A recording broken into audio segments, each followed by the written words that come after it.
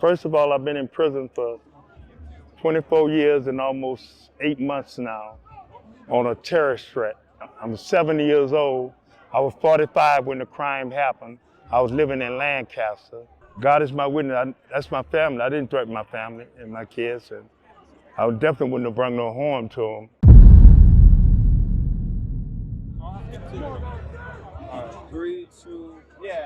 Hello, everybody. My name is Leonard Williams, and I just wanted to share with you guys what happened to me recently when I went to the parole board. First of all, I've been in prison for 24 years and almost 8 months now on a terrorist threat, a nonviolent crime. They gave me a terrorist threat on my then fiance, a Caucasian woman, and my kids here in Lancaster. They offered me 6 years. I wouldn't take the 6 years. They tried to come with something less than 6 years. I wouldn't take that because it's the first time in my life I didn't do anything. I'm 70 years old. I was 45 when the crime happened. I was living in Lancaster. And I have declarations. I have declarations from the victims stating that I didn't say anything and that the police tried to get my family to say that I threatened them to kill them. I have declarations. And the DA, my victim, my so-called victim, wrote the DA letters and telling them that she can't get on the stand and say I've done anything because I didn't do anything that night. I'm in jail for terrorist threat. Cool. You know, I'm in jail for terrorist threat. And God is my witness. That's my family. I didn't threaten my family and my kids, and I definitely wouldn't have brought no harm to them. But I went to the board and I got 25 to life. I got 24 years and like I said, 8 months in. I was expected to get released Wednesday on the 14th, but the lady told me to go take some more classes and gave me a 3-year denial by taking some more classes. Like I said, I'm 70. I upgraded my education. I didn't get a GED until I was 58 years old. Now I'm a college graduate. I just graduated. I got an AA. You know, I upgraded my education. I worked HFM, health facility maintenance, for 2.5 years. So I have marketable skills. I done took several classes. I have a dossier full of classes. So I just wanted somebody to know to please check into my case, and I just wanted to know that I'm positive that it's prosecutorial misconduct that went on. And I would invite anybody to talk to my victim.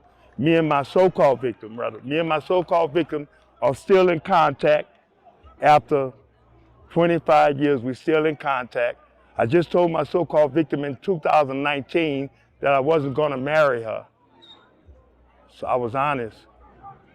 So I just want to let you know that my victim and the declarations I have, she'll back up and state that I never threatened her and her family that night, and that the police tried to get her and her children to lie on me, said I threatened to harm them.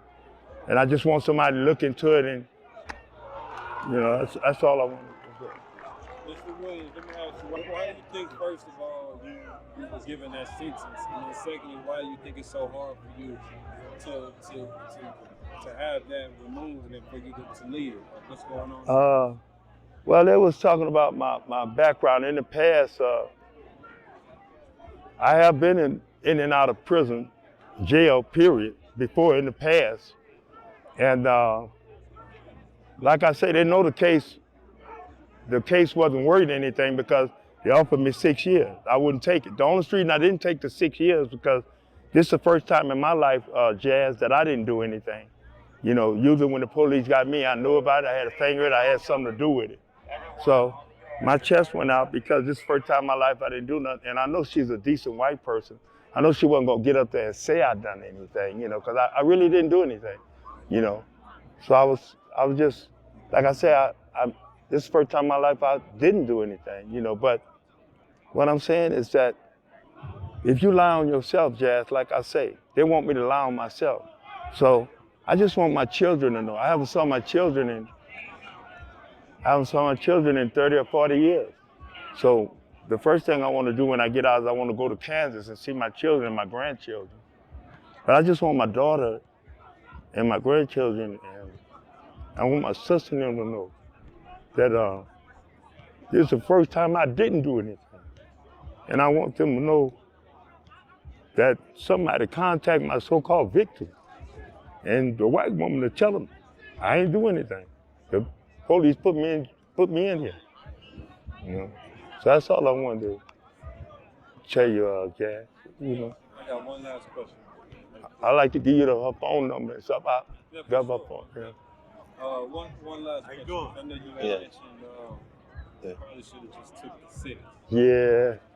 Is that something you think about all the time? Yeah, because they offered me the 6. It's in my transcript. It's in my record. Then she come with something less than 6. But you have to understand, I had just got out. I was only out 99 days after doing 10 years. So actually, I've been down about 35 with the exception of 99 days. So, like I said, my chest went out. I said, no, because I know she wasn't going to say that I'd done anything, but the district attorney went on and kept saying that I threatened the bill and all kinds of stuff. She went on to talk about I threatened her. My attorney, he told me how she was. I just had a bad district attorney and I just want somebody to look into it. This district attorney needs to be investigated. Because if she done this to me, how many other people have she done this to? That's what I'm saying. So I need help with somebody investigating this district attorney. Because if that victim, I can give you the victim phone number, the so-called victim. The victim and the children gonna tell you I did not say those words. The police are saying that I threatened them that night. I didn't say those words. They wrote some things on the police report and say he said that to them and convicted me. Anything else you'd like to share? No, I really want Jazz, I really want my children to know that I'm a lot of things, but a criminal. I've been changed my life. You know, I changed my life. The white girl was very instrumental in me changing my life. Her and her kids. Her kids are so educated and refined. Her son is a police officer in Huntington Beach. My baby stepdaughter, she's a second grade school teacher in Huntington Beach. And Shay Monique, she's an engineer right here at Epworth Air Force Base, right here. So I just want my biological children, I want my stepchildren, and everybody to know that I'm not nobody criminal. I've been changed my life. And I want to thank Bree. For motivating me to go get an AA degree and get a GED. You know, so that's fine. Thank you, Jazz.